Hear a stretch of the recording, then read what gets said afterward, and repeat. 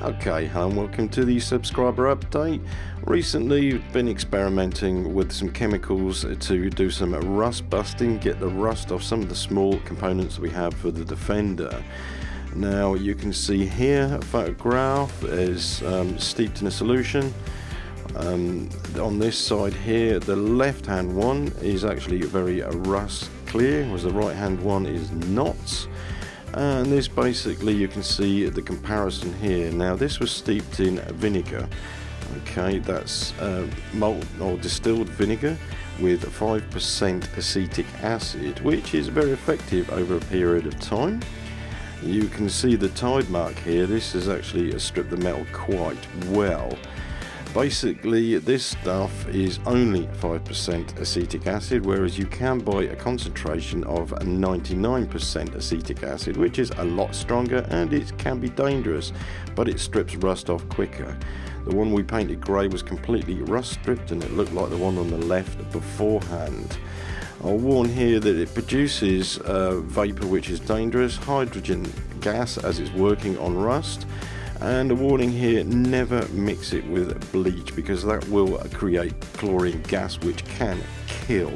So never use any bleach containers. Acetic acid is very corrosive, so be careful when using it. Vinegar is good enough if you steep it in a solution for long enough.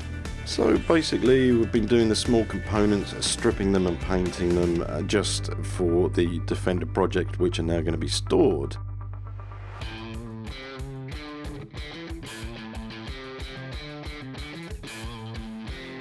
Right, so the Land Rover show at Peterborough, I'm sure a few of you went. The ones that didn't, well, it's near enough the same as it always is. It's a fantastic meet of people who have got something in common. There's plenty of examples of beauties there, and I'm not just talking about the girls here. There were actually some fantastic examples of Land Rovers as well, and I'll show you a few in a minute. Of course, some of the traders here, they were getting on top of each other. You can see here Alpine Restorations also had a guy selling tyres, but that didn't really detract from the ambulance which he had on display here, which has been restored, which is in very, very good condition and an excellent example. And of course there are the vehicles that are displayed with equipment and bodywork and paint jobs that we probably will never afford, but they're worth looking at, and I appreciate people who are willing to show equipment and vehicles like this. It's always worth looking at. Restorations and the rest of the clubs and everything else there, it's just a really good time and a good atmosphere. And I've got to say that the traders that was displayed, this is Safety Pedals stand with his Venom range that fits for Defenders. We're going to apparently do some videos for him later, so watch out for these later on the channel. Nothing would be complete without looking at some excellent restoration projects that have been done. And of course my favourite here is Chris Kill's Monster 6x6, which really took the attention, and you can see here that the work that's gone into it is quite incredible. He did show me how to roughly do it, but other than the cost factors involved, it's always nice to dream what could be achievable. Of course, the Land Rover world wouldn't be complete without a Raptor example, and you can see this one here. I'm not overly impressed with Raptor fully on a body kit. I mean, what you're looking at is a fully textured Land Rover, but of course it's your choice. The orange peel you get from bad painting obviously doesn't come out on the Raptor because it's more like this. However, with a little bit of forethought and messing about with textures, you can come out with some really good examples, and this probably is the best example of a Raptoring that I've seen so far. Fourby.co.uk, you've probably seen some of the tools on our channel. These are an Aladdin's cave of stuff that you really want and have to look for to get. Well, basically their stock is always increasing, and there is a lot of curiosities. This is Stephanie Cope and her partner Neil Enzel here, who's in the Indiana Jones hat. They are actually really warm and lovely people, and they're also Land Rover owners, so they understand what's going on.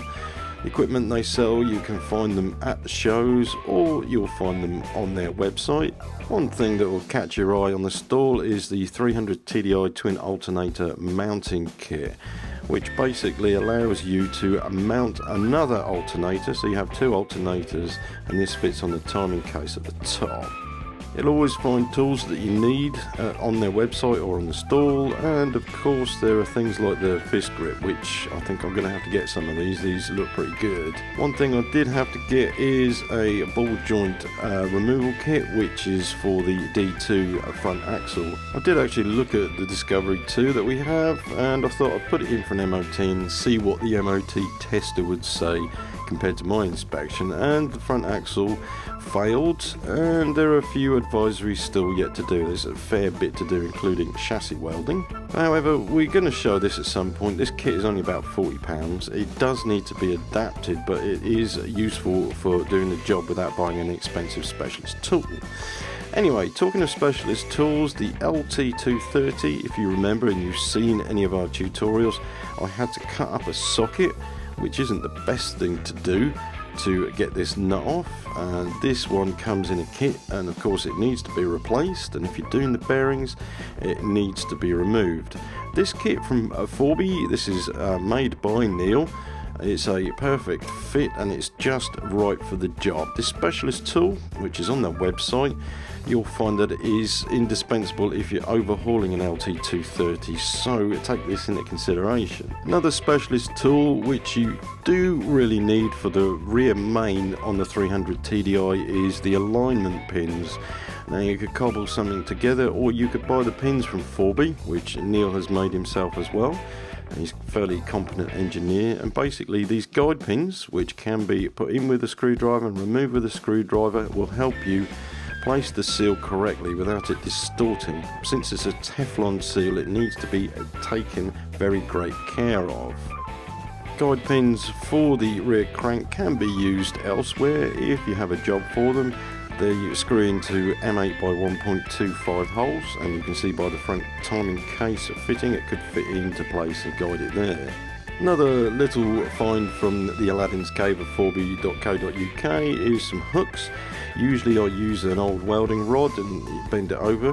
However, a nice big pack of hooks for hanging stuff up in the workshop for painting or whatever. So it appears there's always something for somebody at Fourby. Okay, so I'm carrying on with the Defender as usual, and I have a set of radius arm bushes here. These are the earlier Defender type ones, which are soft, and they need to be fitted, but I'll show you how to remove the bush and how this tool, which we usually use in the workshop for removing bushes, can be used for removing the steel insert out of the radius arm. Okay, so in the last video I did promise you that I'd give you a discount code for Arkwright paints. Now the discount code is LRTV 100, and this will give you a 10% off Corollas and military paint products. As an added bonus, MPB 4x4 independent Land Rover specialists are offering 20% off certain items, so check them out. Links will be below this video on YouTube. And last but not least, Advanced Factors. They have a discount code of 5%, and the code is ADVLRF, and this is also for Land Rover parts. So just to let you know, we're still beavering away, getting things prepared for different videos.